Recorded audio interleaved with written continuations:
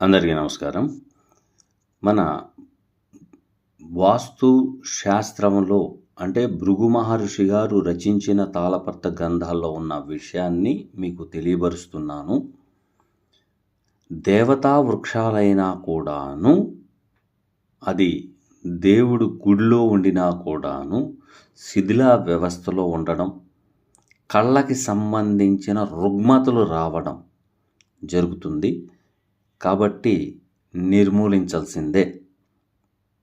ఎందుకంటే ప్రథమాంత్ర యమావర్జ్యం ద్విత్రీ ప్రహార సంభవ ఛాయాక్షీర వృక్ష గృహదినాం సదా దుఃఖం ప్రదాయిని.